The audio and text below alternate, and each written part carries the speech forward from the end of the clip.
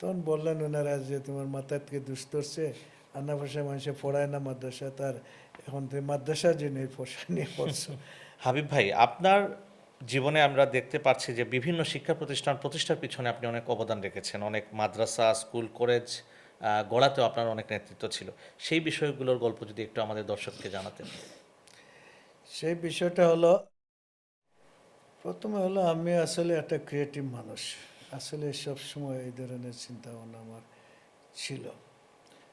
আমি যখন এই শাহজালাল জামা ইসলামিয়া মীরাবাজারে ঢুকলাম, ঢুকার পরে সংগঠনের দিক দিয়ে অগ্রসর হলাম, তখন তো আমাকে এই আলামিন জামিয়া ইসলামিয়া, আলামিন জামিয়া ইসলামিয়া যেটা এখন কলেজ, স্কুল অ্যান্ড কলেজ, ওইটার দায়িত্ব দেওয়া হলো। আমি গেলাম, একটা গোর ছোট্ট পাইলাম। এরপরে এখানে কোনো দোকানপাট, মার্কেট কিচ্ছু ছিল না, সামান্য কয়েকটা ঘর ছিল মাত্র।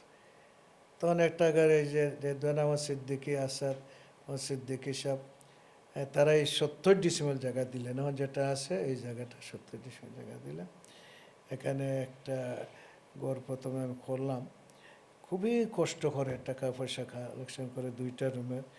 এরপরে সামনে যে দোকান দেখছেন এই দোকানটার প্রথম ভিত্তিটা আমি স্থাপন করেছি। পাতারা টিনের আর একটা ঘর করলাম, ঘর করে আর আমি একা থাকতাম সেখানে একটা ঘর। এখন এখন মনে হলেও ডর করে যে কোনো বাড়িঘর কিচ্ছু ছিল না, মাঝখানে একটা ঘর ছিল আর আমি মাত্র একা থাকতাম। এখানে তো বিবাহের আগে তো একা থাকতাম।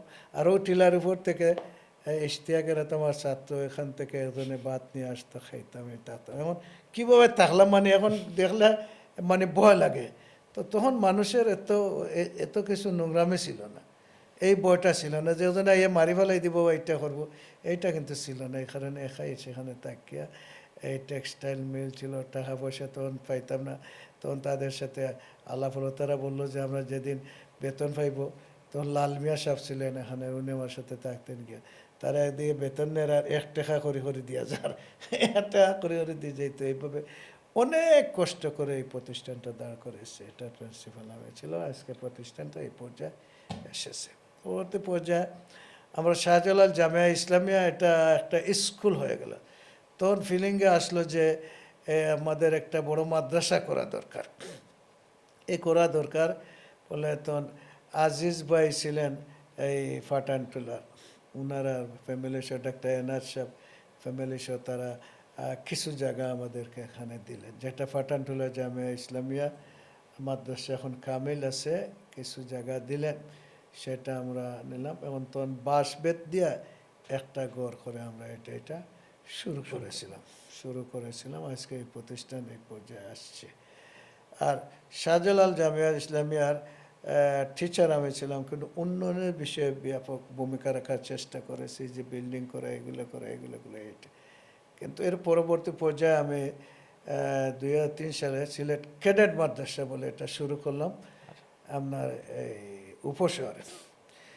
তখনও এটা যেটা শুরু করলাম, এই শুরু করতে আমার বন্ধু বান্ধব মুরব্বীরা সেও বললেন যে তখন 800 টাকা বেতন আর 1000 টাকা বেতন ছিল। তখন বললেন ওনারা যে তোমার মাথায় থেকে দুষ ধরছে, আন্না ভাষায় মানুষে পড়ায় না মাদ্রাসা, তার এখন তুমি মাদ্রাসার জন্য এই পোশাক নিয়ে পড়ছো। আমি বললাম, বলে দেখেন আমি আসলে আমার উদ্দেশ্য এটাই, এখানে গরিবদের না, এখানে উচ্চ শ্রেণীর যাদের ছেলেরা আসলে মাদ্রাসায় আসে না, পরিবেশ নাই, তাদেরকে কিছু করতে পারি কিনা, সেই উদ্দেশ্যে এটা করছি। আলহামদুলিল্লাহ আমি যখন থেকে করছি আমার প্রতিষ্ঠান লাভে ছিল।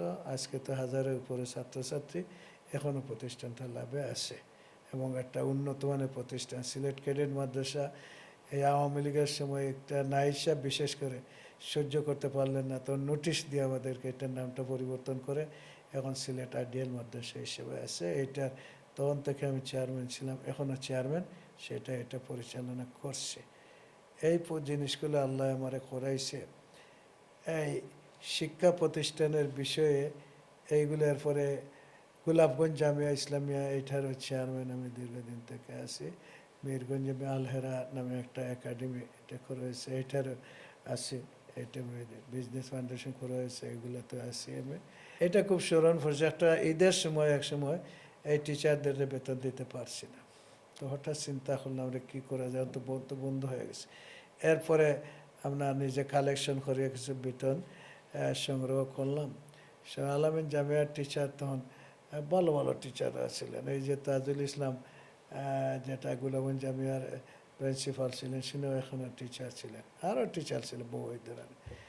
তখন এক টাকা জোগাড় করে ঈদের আগে প্রত্যেকের বাড়িতে গিয়ে গিয়ে আমি তার বেতনটা দিয়েছি এবং এরা খুবই খুশি হয়েছে।